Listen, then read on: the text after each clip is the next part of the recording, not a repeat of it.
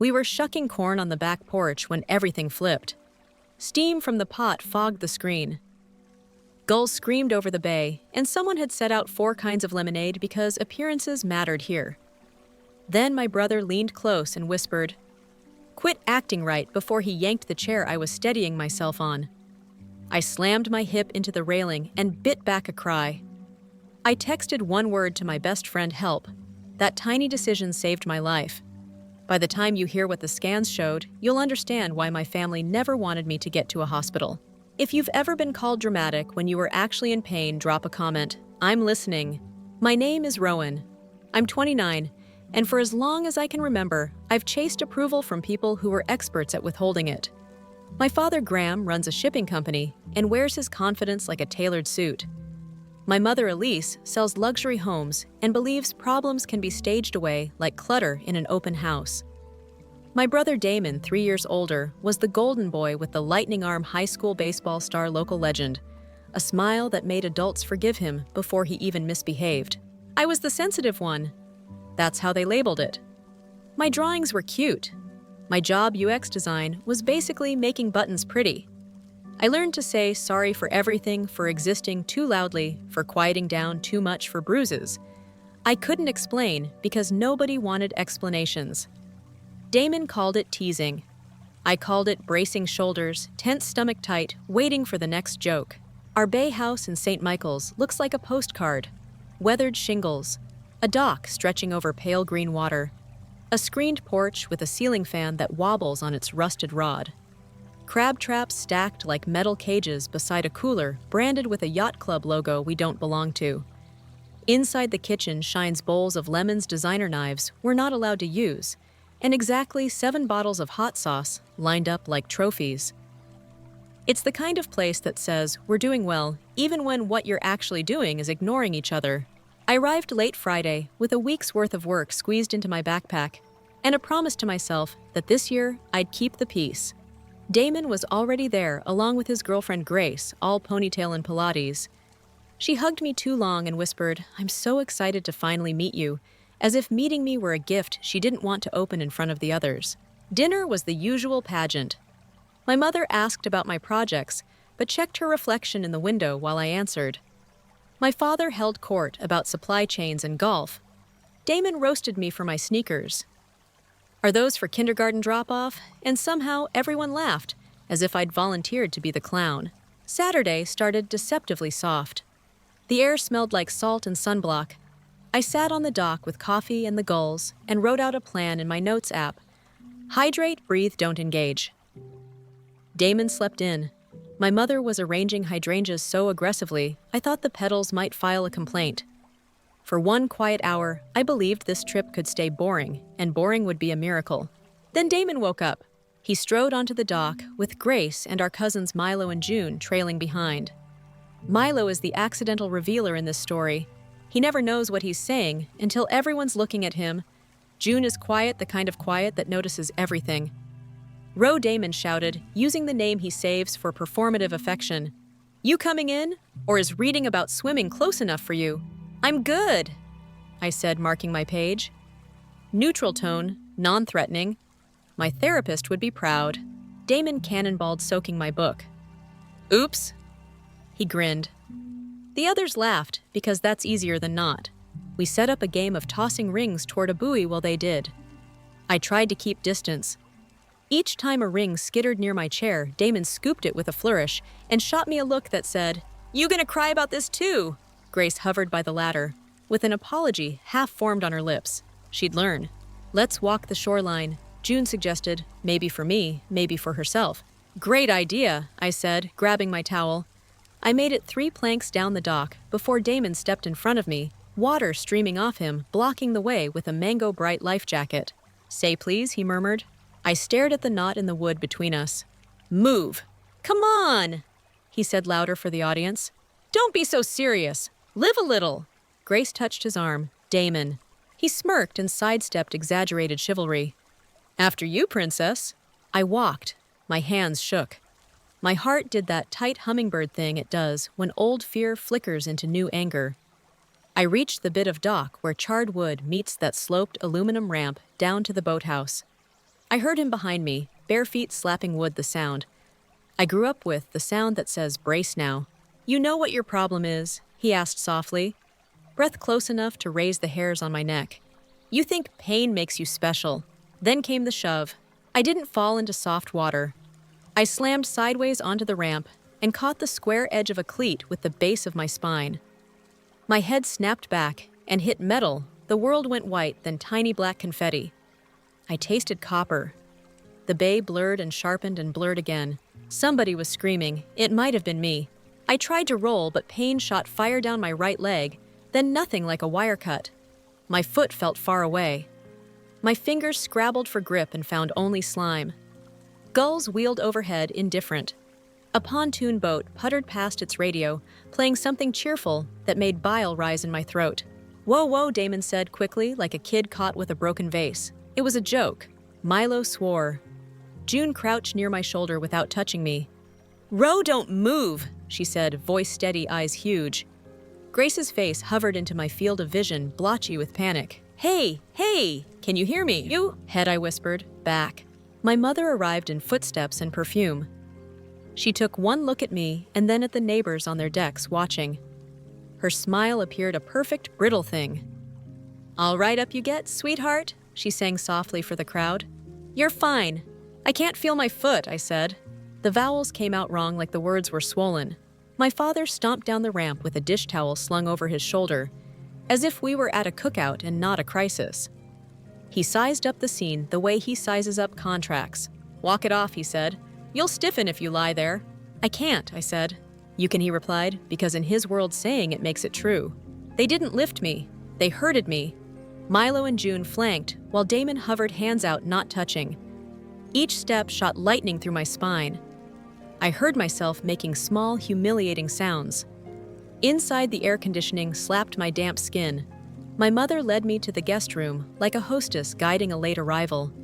She tucked a throw under my knees and left a pair of ibuprofen on the nightstand beside a lifestyle magazine face down on an article about coastal color palettes. Drink water, she said. We're doing oysters at 6. If you're angry already, you're right where I was. But it gets worse. Time turned syrupy. The headache throbbed behind my right eye. My right leg grew heavy, then distant. At some point, June peeked in with a glass and whispered, Do you want me to call someone? I almost said yes. I almost asked for her to call 911. But the old training was louder. Don't cause trouble. Don't embarrass the family. Don't be the problem. Text Tess. I whispered instead, my anchor. My person since freshman year, when we survived a terrible roommate and 3 fire alarms in one night. Tell her I'm not okay. June nodded. I'll check back, she said and slipped out. Night rolled over the bay. Laughter drifted up from the porch. At some point, Damon's voice floated under my door. She's milking it. My father murmured something approving. A splintering kind of quiet filled my chest. The room tilted if I tried to move my head. I pressed my fingers to the back of my skull and felt heat and swelling as if something angry pulsed beneath the skin. I thumbed my phone. The screen fuzzed. A text from Tess glowed. Are you alone? Do I need to come? I tried to answer and watched my own message fracture into a mess of auto-corrected nonsense. I deleted and typed again. Head, back, numb. Then help. I hit send and the room receded like a tide. Sunday morning filtered in gray and mean. Voices in the hall. Coffee grinder. The bay slapping the pilings. My mother opened the door 2 inches. We're renting kayaks, she announced like a newsletter. Fresh air will do you good. I can't feel my toes, I said. The words dragged. I can't sit up. She sighed that long, disappointed sigh. Rowan, please don't start.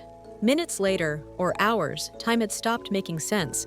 My father's silhouette darkened the doorway.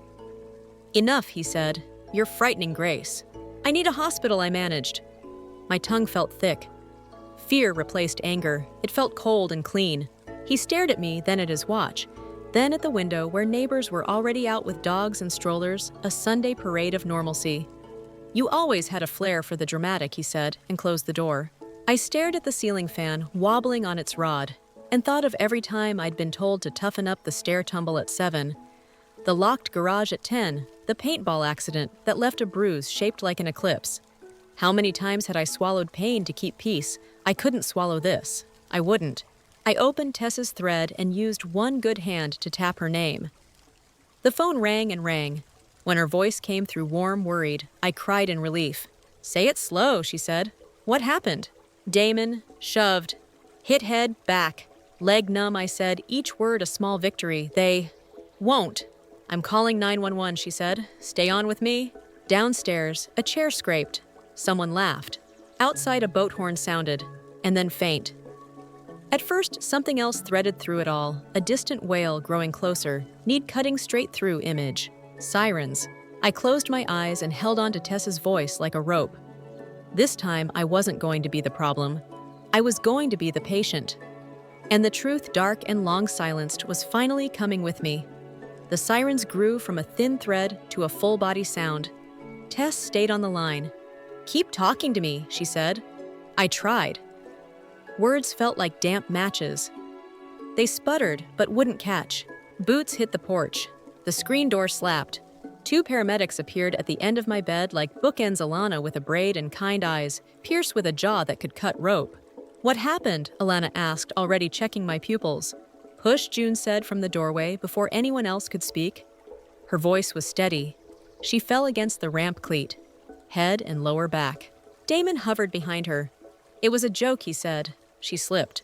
Alana didn't look up. "Can you smile for me, Rowan?" I tried. The right side lagged. Her eyes sharpened. "Do you feel this?" Pierce tapped my right foot. "Nothing." He tapped again. Still nothing. Grace wrung her hands. "She said her leg was weird last night. I thought she was just—" She stopped, face crumpling. "Innocent bystander, wrong room, wrong family." My father filled the space with certainty. "She exaggerates," he announced, as if it were relevant data. Every time. Pierce unrolled a collar. "We're immobilizing the cervical spine," he said. "Don't move!" He and Alana slid the backboard under me in practice sequence. The room spun hard when they lifted. Bile seared my throat. I swallowed it and tasted salt and metal and shame. Alana leaned close. "You're okay. We've got you." Her badge brushed my shoulder. I stared at the scratch on its plastic edge because it was real and small and easier than everything else. They wheeled me through the living room. Hydrangeas gleamed on the table like an accusation. On the porch, neighbors pretended they weren't looking. The sky was a ridiculous blue. Wind chimes clinked like cutlery. Grace followed 2 steps, then froze helpless. Milo stood stiff with his fists jammed in his pockets. Damon Milo blurted as we hit the steps. "You always do that push bit." He said it like a joke that finally landed wrong. June closed her eyes. In the ambulance, Alana slipped an oxygen cannula under my nose and snagged a vein. Cold rushed my arm. My phone was still open to Tess. "I'm here," she said. "You're doing great." Scared, I breathed. "I know. Breathe with me. In, out." Pierce called something to the driver and read vitals into the air. Alana pressed a hand against my shoulder when the rig lurched. "We're 20 out," she said. "Stay with me." I counted bolts on the ceiling light. 12. 12 was something I could hold. At the ER bay, the doors cracked daylight onto linoleum and fluorescent glare. They slid me under a panel of cold lights and into a crowd that moved like a single organism. A nurse clipped a monitor to my finger. Another cut my swimsuit with a pair of scissors that snipped in neat, brutal strokes. "I can undress," I murmured, mortified. "You're not doing anything except healing," someone said. "Let us work." A doctor introduced herself while scanning my chart. Dr. Imani Rao. Calm voice, efficient hands. "Rowan, I'm ordering CT of your head and spine," she said. "You have right-sided weakness, significant back pain, and you took a bad fall. We won't guess." "Family?" a nurse asked. "Outside," I whispered. Dr. Rao nodded to a social worker in gray. "Keep them updated, limit 1 at a time." They rolled me to imaging. The CT machine hummed like a giant bee. "Don't move," the tech said. As if I could. My body belonged to gravity and straps and pain. Back in a bay curtained off from the rest, I tried to swallow. My mouth was sand. A nurse named Poppy Pinkstreak in her hair lightning bolt tattoo at her wrist lifted ice chips to my lips. "Thank you," I said. Don't thank me yet, she replied with a soft smile. We're about to be very nosy. Dr. Rao returned with a tablet. She pulled the curtain aside just enough for Elise and Graham to step in. Damon stood beyond the line on the floor, like a child at a museum exhibit, hands on the barrier he didn't deserve to touch. Dr. Rao got to it. The head CT shows a small subdural bleed, she said. Not massive, but concerning given your symptoms. We're adding an MRI for better detail. Your lumbar films show compression at T12 and bruising along the paraspinal muscles. There's also numbness and weakness that doesn't match simple strain. We need precision. My mother clutched her handbag like a life vest. She'll be fine, though, she said. Right, she's always fine. Dasus is. Picture.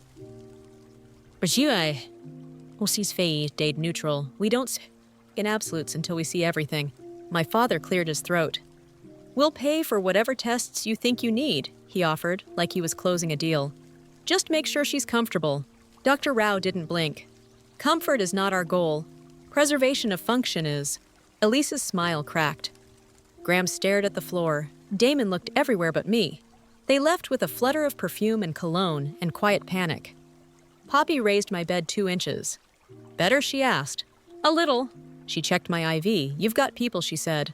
Do I? Her mouth tilted.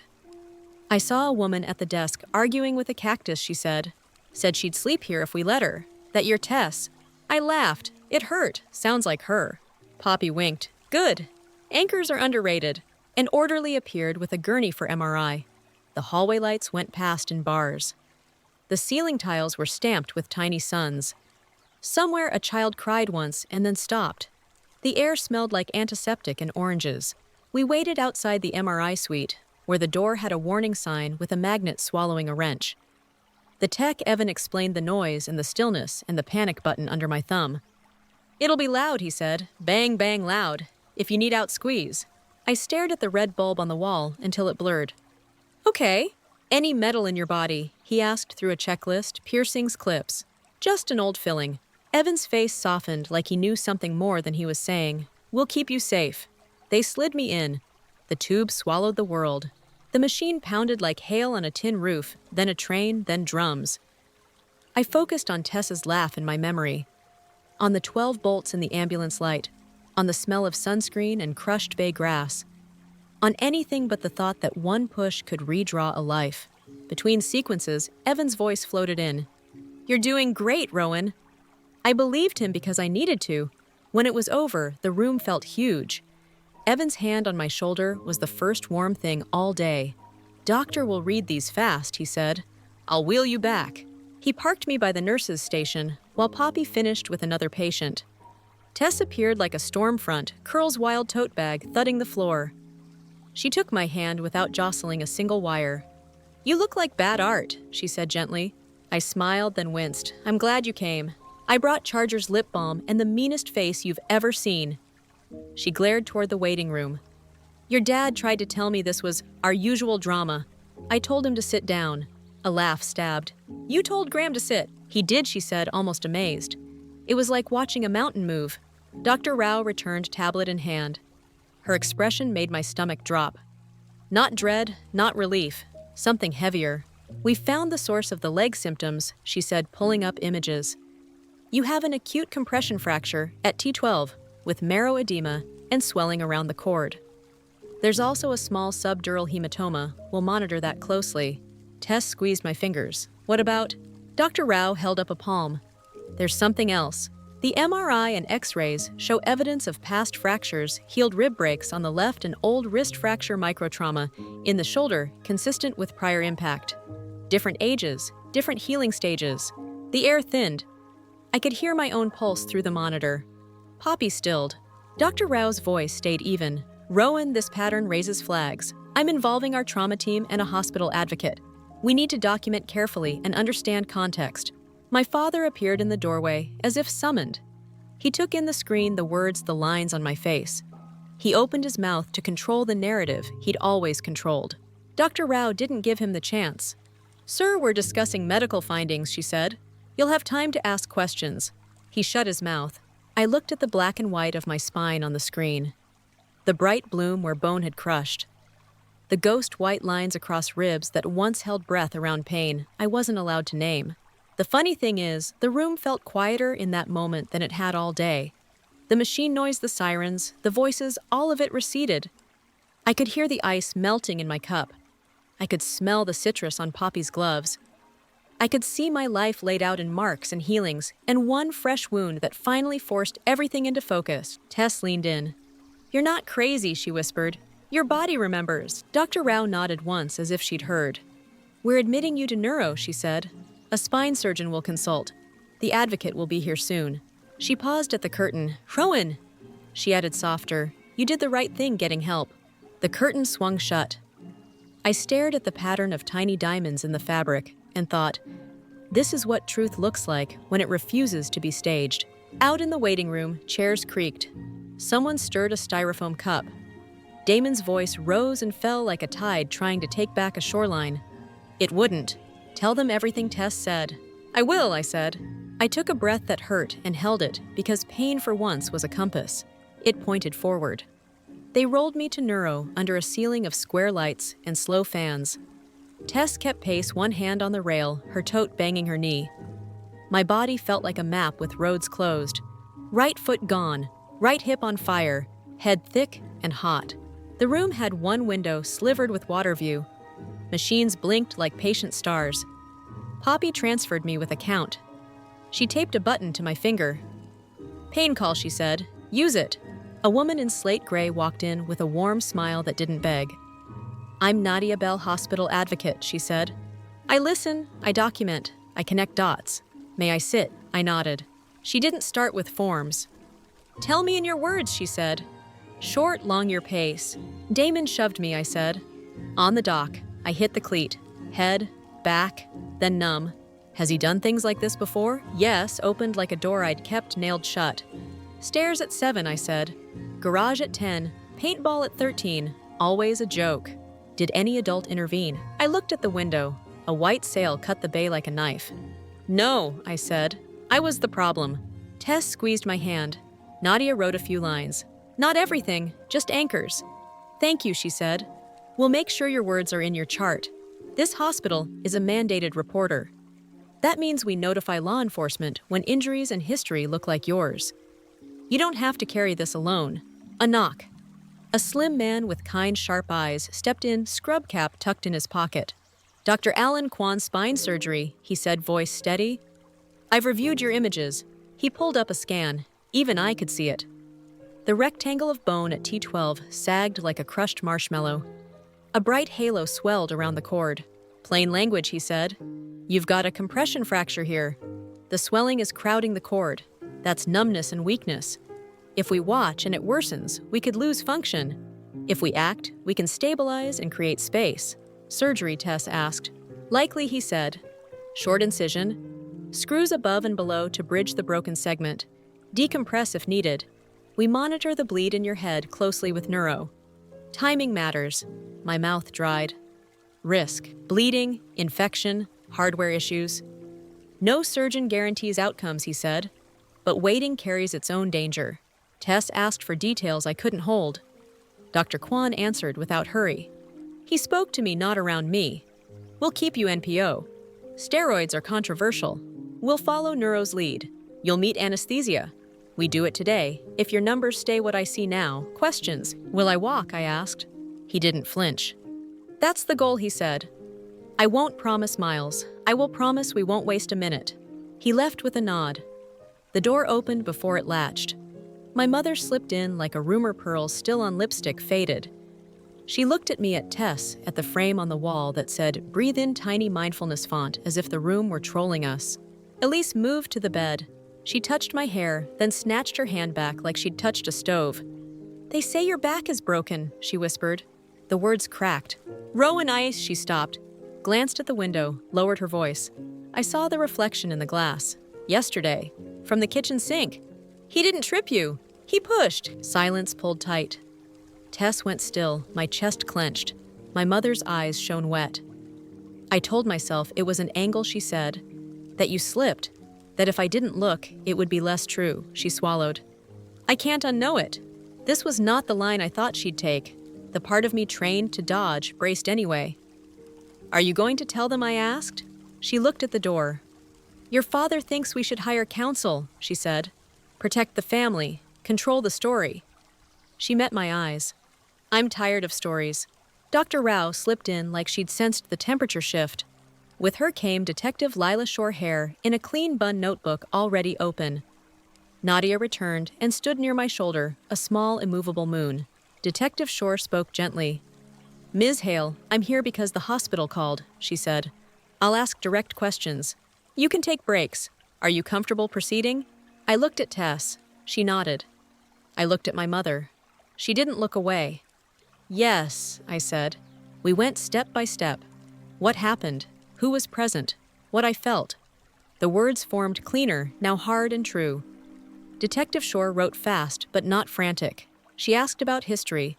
I gave her puzzle pieces, the stair slip that wasn't, the locked garage with the bare bulb, the baseball that aimed at ribs. She asked if I ever sought care. I said yes, once urgent care at 12 for a bike crash that wasn't. She asked who framed it as an accident. I said my parents. No heat, just fact.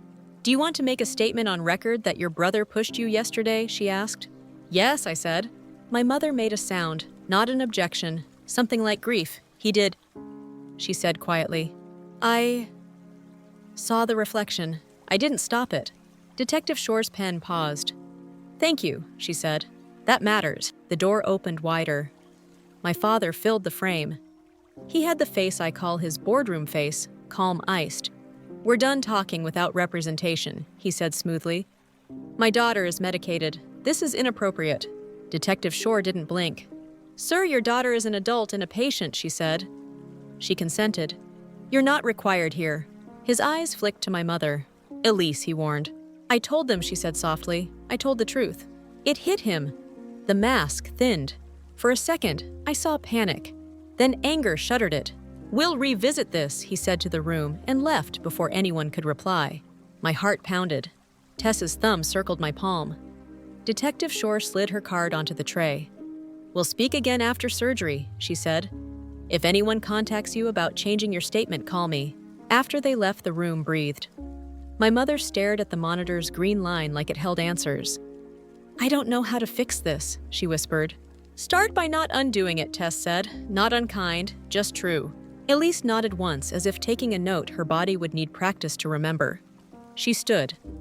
"I'll be here when you wake up," she said to me. "I mean it." She brushed my shoulder and left.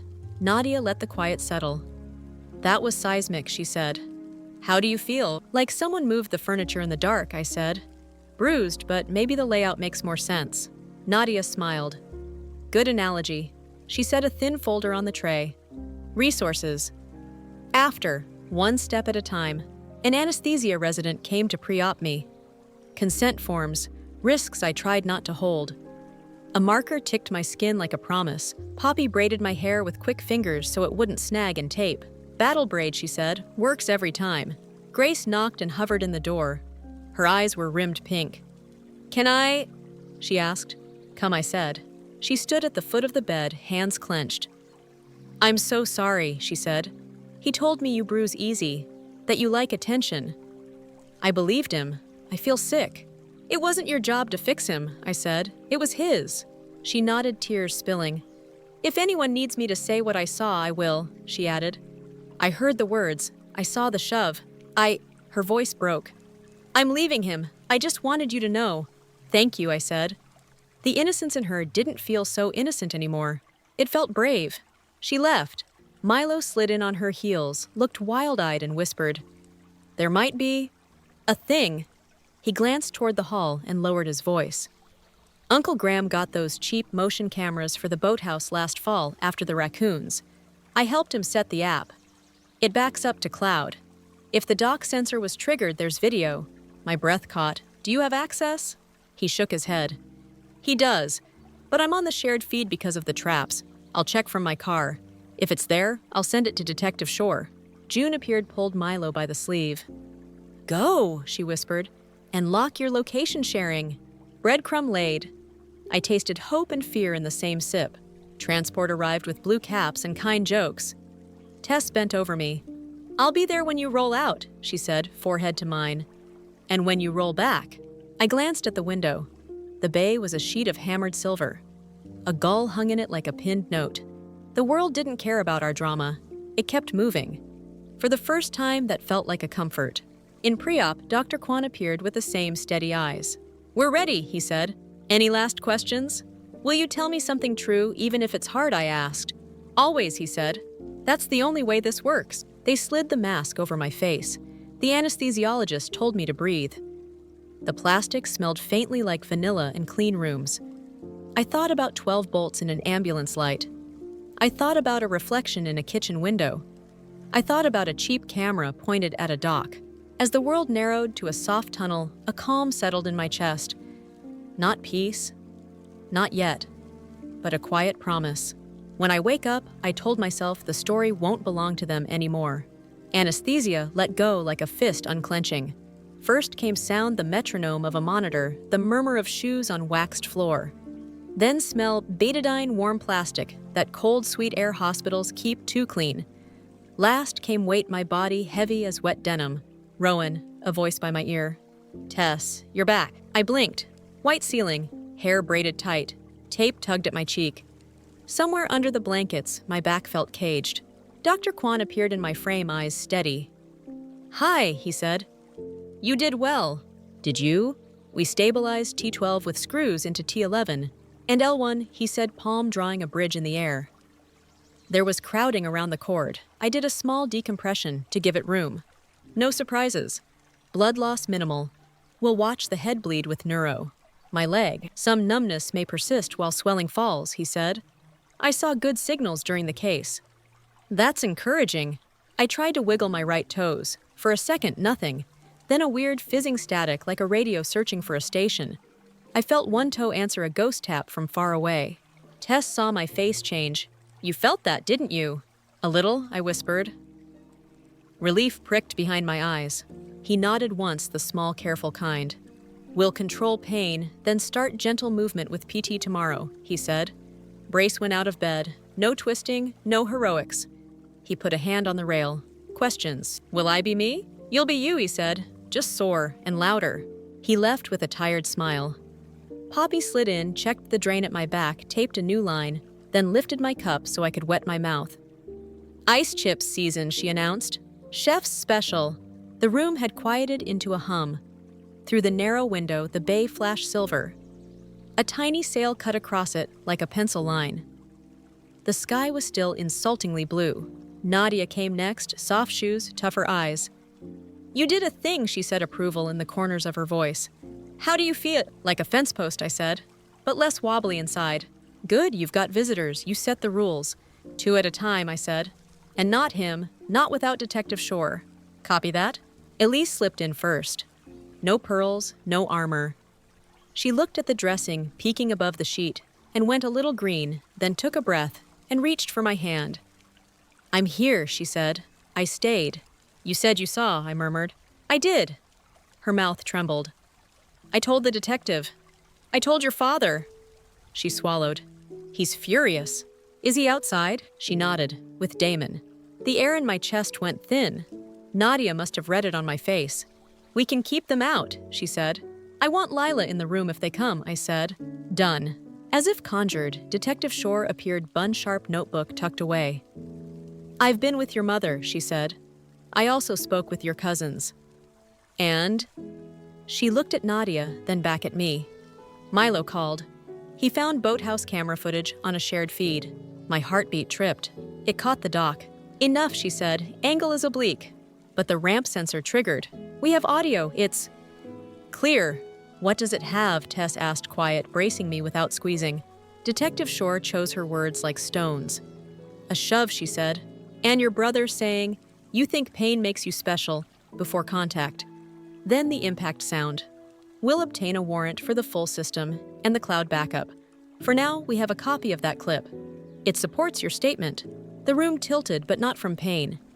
This was what proof feels like. Cold clean. A blade that cuts both ways. Nadia watched my face. Do you want to hear it? She asked. No, I said, surprising myself. I was there. Understood. She paged through her tablet. A no-contact order is in motion, she added. If he tries to enter, call security. You can also decide who's allowed in during visiting hours. Your father counts as allowed in only if you want him. I looked at Elise. She was wringing a tissue into ropes. He'll try to talk you out of everything, she whispered. It's his best skill. I don't need a talk, I said. I need distance. Nadia nodded. Then that's the plan. A knock. Graham filled the doorway because filling doorways is his hobby. Damon hovered behind him, face blanched, jaw set. Security lingered down the hall like punctuation. Detective Shore stepped forward. Mr. Hale. Damon, she said. This is a patient room with restrictions. We will speak calmly.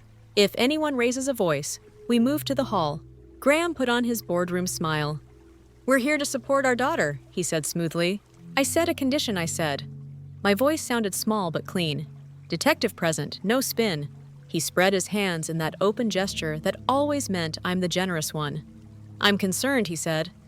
I think all this has gotten exaggerated. We can handle this within the family. There's a recording test said before I could. Handle that. His look slid over her like rain off glass. You are not family. She's mine, I said. That counts. Elise stepped in fast. Graham, she said, stop. It startled him. He blinked, recalibrated, then aimed at me again. Rowan, sweetheart, he said, voice lowering. If you say this was an accident, we can save Damon a lot of pain. We'll take care of everything. Your recovery, your bills, your... No, I said. He paused.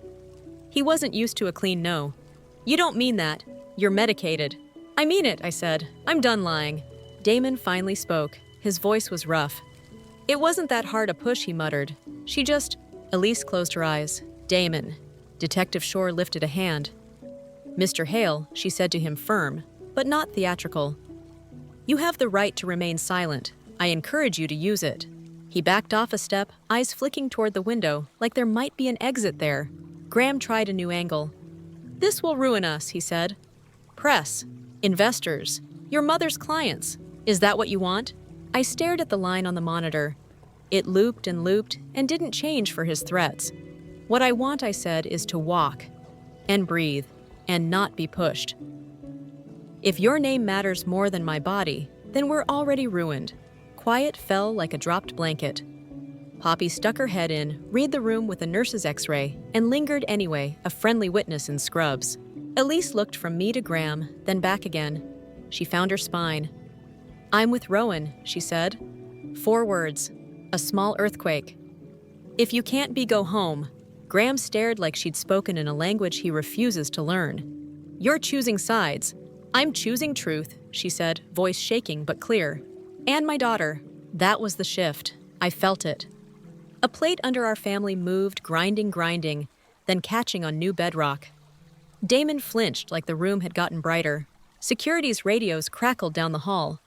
Detective Shore stepped back, giving them space without giving up the ground. Mr. Hale, she said to my father, there's a temporary order in place. You can visit later if your daughter consents. For now, we're done. Graham opened and closed his mouth, then aimed his last bullet at me. You'll regret this, he said softly, when everything falls apart. Everything already did, I said, and I'm still here. He left in a gust of cologne and expensive disappointment. Damon hesitated in the door. He looked at me like he was trying to find the version of me that forgave him by habit. I kept my face still. I didn't mean he started. You meant to hurt, I said. You just didn't mean for it to show. He dropped his eyes and followed our father. The door clicked shut. The monitor beeped like a calm heartbeat again. I realized my shoulders had crept to my ears. I let them drop.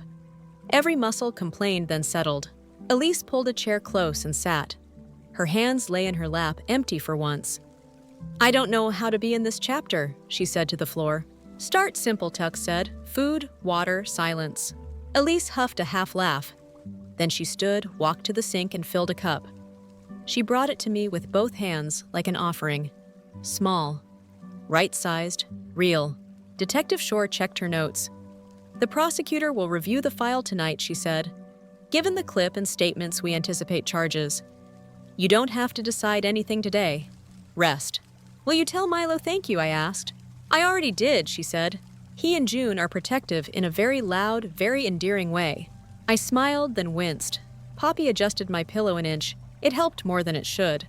Later, when the room was just us, me, Tess, and Elise, sitting like three women waiting for a train, I let my eyes rest on the slice of sky again.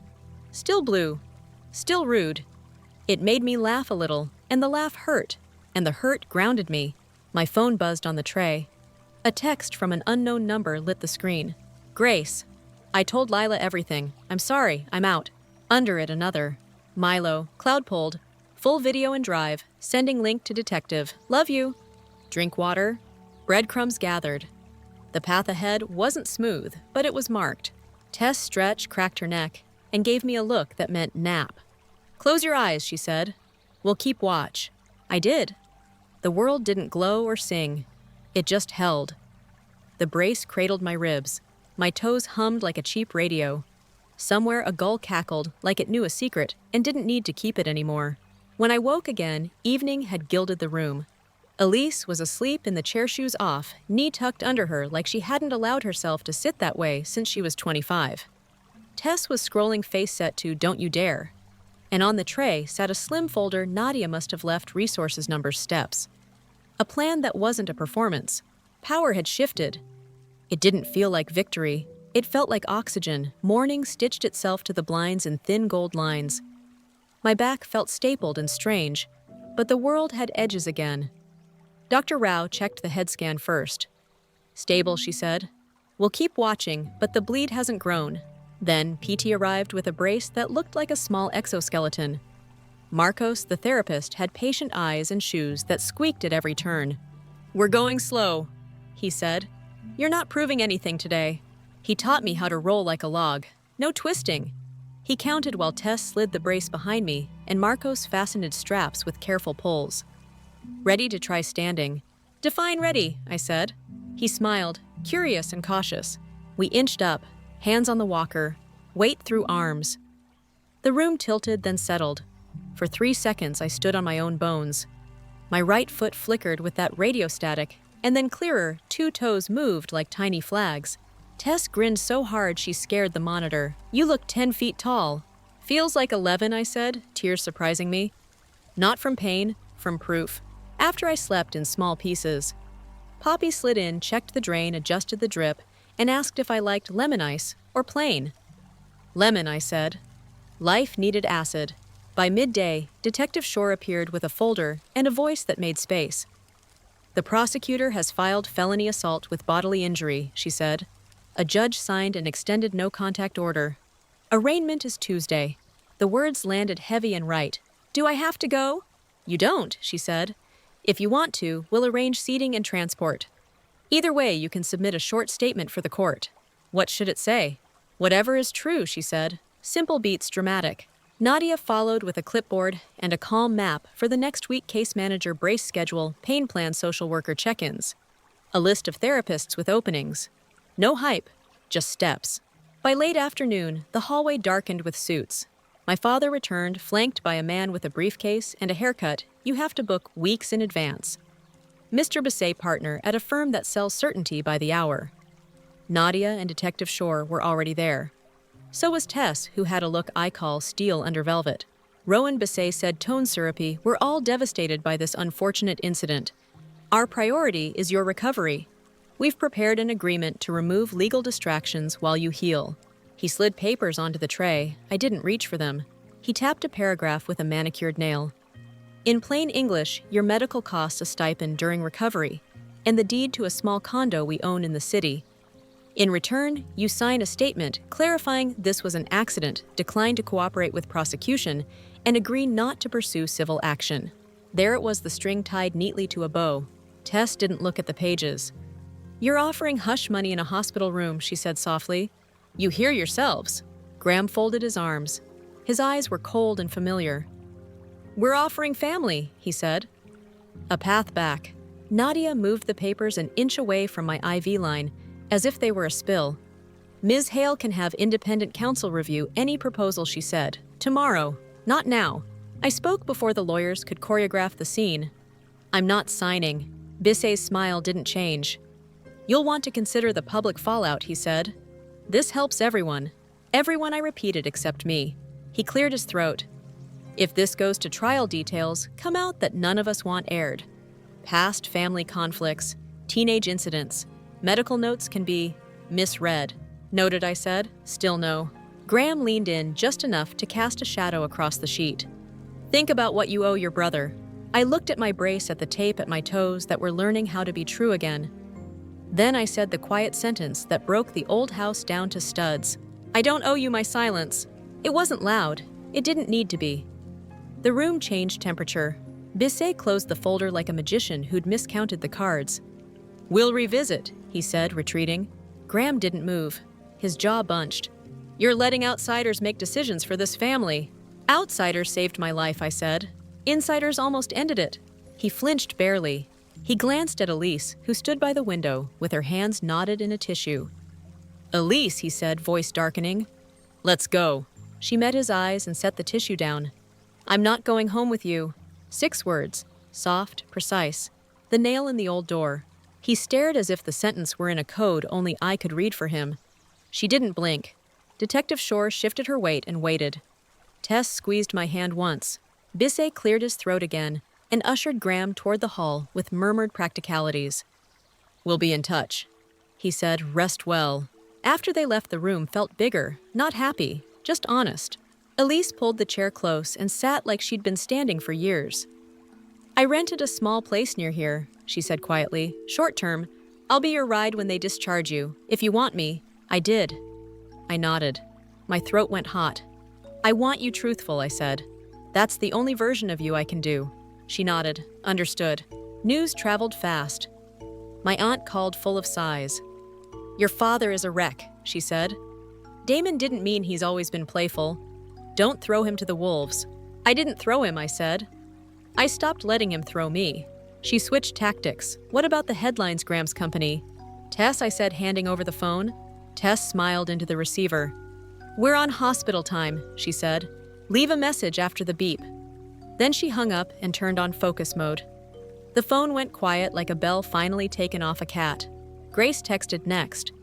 I moved my things. A photo came through a trunk, a plant, a backpack. Then, if the DA needs me, I'll be there. I thanked her. She sent back a single heart and strangely a crab emoji. On brand for a Baytown breakup. Milo and June FaceTimed from their parked car under a dying crepe myrtle. We transferred the clip, Milo said. Lila's got it, and the log with timestamps. Also hide your Amazon account. Uncle G is a canceller. June rolled her eyes.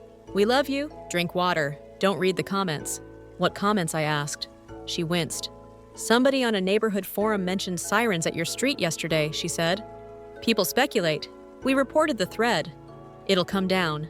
The world spins rumor fast. We let it spin. Inside the room, we set our own speed. That night, pain came in waves. Not punishing, just loud. Poppy adjusted the pump and told me a story about her dog learning to climb stairs one paw at a time. Confidence is a muscle, she said. It trains like anything else. Around midnight, the door opened to a shape in the frame. For a second, fear shot clean through the meds. Then I heard the cuff of a jacket and the polite cough of a man who has asked permission to enter 1,000 serious rooms. May I, Damon asked from the threshold. Security hovered at his shoulder. Detective Shore stood behind them with her arms crossed, face unreadable. Elise stood up fast. You have 2 minutes, Detective Shore said. No pressure, no persuasion, no discussing the case. He stepped in as if the floor might tilt. He looked smaller without swagger. He stared at the brace, the tape my toes making their stubborn radio. His mouth worked. When he spoke, his voice rasped. I keep replaying it, he said. I keep thinking I didn't push that hard. That's not an apology, Tess said. He swallowed. I'm sorry, he said to me. The words arranged themselves like he wasn't used to them. I'm sorry. For yesterday, for before. All of it. I watched his face for the old slickness. I didn't see it. Maybe it was in storage. Maybe therapy would teach him where he'd put it. Maybe not. Tell the court the same thing I said. My voice stayed even. Tell them on paper, under oath. He blinked, then nodded once. Okay. He looked at Elise, then down. I'll go. He turned, hesitated. Ro, he said, without looking back, the childhood name tumbling out. I don't expect you to forgive me. Good, I said. Because I'm not working on that. I'm working on walking. He left. The door clicked. Detective Shore's radio murmured, then quieted. Elise exhaled like she'd been holding her breath for decades. In the morning, Marcos returned with the walker and an air of celebration so quiet it almost didn't exist. "We try again," he said. I stood for 5 seconds this time. It felt like an hour. We inched 2 steps, then 3. My right foot lagged, then caught up crab-like. Appropriate. Elise helped me brush my teeth sitting up with the brace. She didn't fuss. She didn't stage. She just held the cup steady when my hand shook. Dr. Rao stopped in with the updated scan. "Still stable," she said. "Your brain is a stubborn organ. I like it." Dr. Kwan wrote "walk" on the whiteboard in block letters. "Our North Star," he said. "No twisting, no heroics, no tick-tock." Poppy brought me a tray with broth and a lemon ice and a smuggled bread roll. "Don't tell dietary," she whispered. "They think joy is a controlled substance." At noon, Lila returned with dates and directions. "Tomorrow is arraignment," she said. "You're not required, but if you want to come, we'll get a wheelchair-accessible car and secure seating." "I'll go," I said. "I need to see a room where my words have the same weight as his." Tess grinned. "We'll pick an outfit that says functional spine hardware, but make it court." Elise squeezed my hand. "I'll drop off scarves," she said, "and flats." For a few minutes, the room hummed with a new kind of planning. Not an event, a life. That evening, Graham texted a single line that used to pull me by the throat. "Call me when you're ready to be reasonable." I stared at it. I placed my phone on the tray. I did not reply. I wrote instead, "A short letter to the court." I kept it simple. I was pushed. I was hurt. I asked for help and was not believed. I am healing because someone called for me when my family would not. I want safety. I want truth. Tess read it and nodded. "Perfect," she said. "It's not a speech, it's a spine." We slept in shifts. Elise took the chair shoes off again, hair down for once. Tess curled on the window bench like a cat with a plan. I drifted to the beep of the monitor and the whisper of the AC, and the knowledge that the next room we'd enter would not be staged for us. If you've ever had to set a boundary with someone who taught you to have none, I want to hear how it felt.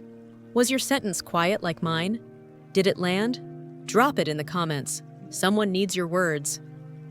Arraignment morning smelled like rain and copier toner. Tess zipped my jacket and tucked a scarf around the brace so the edges wouldn't bite. Elise packed extra meds and a lemon ice like we were going on a field trip. Marcos wheeled me to the curb and made a dad joke about speed limits. Small mercies. The courthouse had stairs for show and a side ramp that felt like a secret. Detective Shore met us at security. "Elevator's slow," she said. "We've got time." In the hallway, people studied their shoes. A bailiff adjusted his belt. Somewhere, a printer chewed on paper.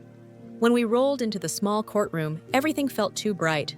Benches, flags, a clock that ticked too loud. Damon stood near the defense table. No swagger, no hat. His hands were cuffed in front. Graham sat behind him, with Mr. Bissay the briefcase like a second spine. Grace slipped into the back row by Milo and June, who flanked her like friendly bodyguards. I caught her eye. She nodded once. We were not on a team, but we weren't enemies either. That mattered. The judge read the charge. Felony assault with serious bodily injury. The words sounded clinical and heavy at once. Damon's lawyer entered a not guilty plea for form. Bond conditions scrolled past like they were being pulled from a shelf. No contact GPS monitoring therapy intake, surrender passport. Victim present, the judge asked, eyes landing on me. Detective Shore touched my shoulder. I nodded. My throat had sand in it. I read my statement the way I wrote it, simple. I was pushed, I said. I was hurt. I asked for help and wasn't believed. I'm healing because someone called for me when my family would not. I want safety. I want truth. The judge listened without rushing me. That was new. When I finished, he inclined his head. Thank you, Ms. Hale. Then he looked at Damon. Sir, if you violate these orders, you will be remanded. Do you understand? Damon said yes, and looked at the table like it might tell him what to feel. We left before the cameras found the ramp. Tess steered. Elise blocked. Milo and June ran interference with a combination of loud small talk and bigger elbows. Outside, rain started soft. It felt like the bay had followed me to town. That week moved in list form. Pain plan, PT schedule, a case manager with a color-coded chart. A trauma therapist named Dr. Suri, who spoke gently and didn't flinch when I told the ugliest parts. She gave names to things I'd swallowed whole hypervigilance, fawning the physics of being the family shock absorber. We practiced sentences with periods. No commas, no apologies. Elise signed a short-term lease near the hospital and filled a tiny kitchen with groceries that had labels like plain yogurt and actual soup. She learned the brace straps faster than I did. She put the flowers in a jar, not a centerpiece. She didn't say it will all make sense. She said 1 o'clock for meds and, do you want quiet or company? It felt like respect. Graham texted every few days. Variations on a theme, you're ruining our name. This is a private matter, call me. I didn't answer. Silence became a habit I enjoyed. Grace emailed a signed statement. Crisp, factual, brave. I'm sorry I didn't see it sooner, she wrote. I see it now. She found a studio above a coffee shop. She adopted a cat named Pilot, who looks like a wrong decision and purrs like a lawnmower. She sends me videos. Healing is weird. The boathouse clip became the center of gravity. Once the warrant came through, Detective Shore got the full system logs. The date stamped motion. The audio landed clean. The image caught just enough of the shove. No one could angle that away. Bisset tried anyway. He floated a civil settlement again. I dropped it in Nadia's folder of things we'll not be doing. 3 weeks in Damon, took a deal. He stood with his lawyer in a courtroom that looked like a math class and said the sentence I'd been told my whole life I'd imagined I pushed her. He didn't add qualifiers. He didn't say but. The plea was a felony reduced to 18 months in a county facility, 3 years probation, mandatory violence intervention, substance evaluation, and no contact. The judge looked at me before he banged the gavel and said, Ms. Hale, if you choose to speak at sentencing, the court will hear you. Choice. Another new word. Graham didn't look at me on the way out. Elise squeezed my hand and picked a side again by not chasing him. Later that week, she hired a lawyer with square shoulders and 0 patience. Papers were filed. She asked me to help carry boxes to her rental. We worked in silence and ate pizza on the floor. She didn't apologize for 30 years at once. She apologized for one thing at a time. It felt like something we could build a bridge on. Recovery is a collection of humiliations that turn slowly into skills. I learned to shower with a chair. I learned to roll in one piece and stand with the brace not as a cage but as a scaffold. I learned which pain meant back off and which pain meant you're building. I learned the hallway route with the least bumps. I learned that lemon ice at 3 a.m. fixes about 5% of problems, but feels like more. Work changed shape. My agency sent flowers in silence. Clients called Tess because I had forwarded her number with a note temporary gatekeeper. Play nice. I took on 3 small UX projects with generous timelines. I said no to 4 bigger ones with bad vibes. The world didn't end. My income didn't either. Turns out Tess said one afternoon, "You're great at doing less." We laughed. It hurt. Worth it. A month after surgery, I stepped outside without the wheelchair. Walker in front, Elise on the left, Tess on the right. The sidewalk tilts in our neighborhood just enough to challenge my new math. I made it to the mailbox and back 6 houses of sky and air. A neighbor waved. He asked nothing and offered nothing except a nod. It was perfect. 2 months in Dr. Suri asked me to write a letter I'd never send. To the part of you that still thinks you deserve pain, she said. I wrote, you took the job of keeping the peace when you were small because no one else would. You can resign. I'll take it from here. I signed it. I put it in the freezer because cold felt honest. 3 months in sentencing. The courthouse again. Less rain. More cameras. Nadia sat behind me like a lighthouse. Tess flanked. Elise wore flats and didn't hide. Damon read from a paper he'd folded into a soft square. He talked about therapy. He used words that sounded like they'd been handed to him and then learned. He didn't look for me to save him. Progress, however small, still counts. I stood. The room wobbled, then steadied. I kept my statement short. I want the next woman Damon loves to never learn how to fall on purpose, I said. I want my body to not be a punchline. I want my life back. That's all. The judge gave him the time from the deal. He added a recommendation for a specific program with anger work that isn't just worksheets. He looked at me again and said, "Ms. Hale, if anyone violates your order, call us. The system is imperfect, but it is here today." We left without drama. Milo whooped in the parking garage and hit his head on a pipe. June laughed so hard she cried. Grace hugged me quick and careful and whispered, "You're the first person I ever saw refuse to be smaller. I'm going to practice that." Elise went home to an apartment with mismatched plates and no centerpiece.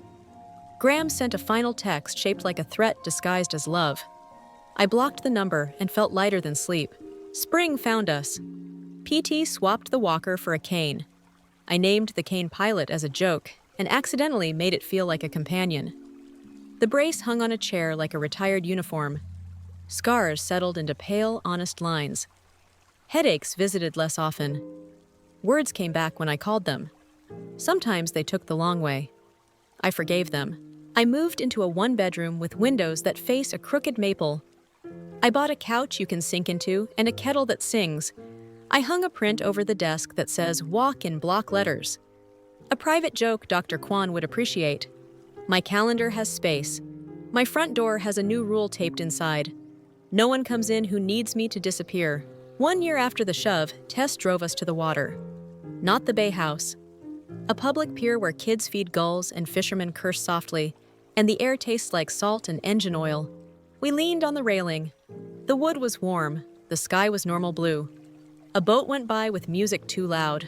For once, I didn't brace for anything. I kept counting bolts, I said suddenly.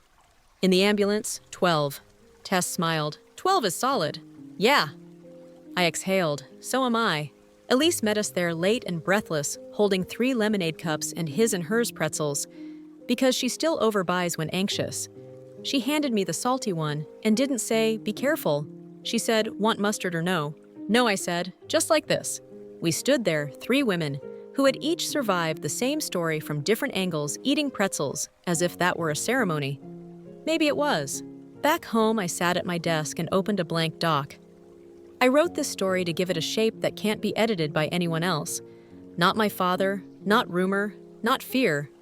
I wrote it for the version of me who thought pain made her special, and for the version who knows that relief is allowed. If you've been the one who wasn't believed, I hope my map helps. If you've been the grace in someone's story, keep your eyes open and your feet ready. If you've been the Elise, pick the truth, even if it breaks the room. If you've been the Damon, stop. Get help. Don't touch another person's body like it's yours. And you watching this typing with shaky hands, wondering if anyone will ever say, "I believe you" out loud, here it is. I believe you. Drop a comment if you've drawn a boundary and survived the fallout. Tell me what sentence you used.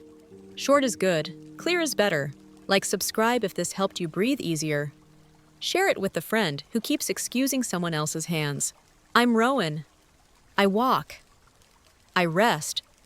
I choose who touches me. I don't owe anyone my silence. And when I count bolts now, it's not to hold on. It's to mark how far I've come.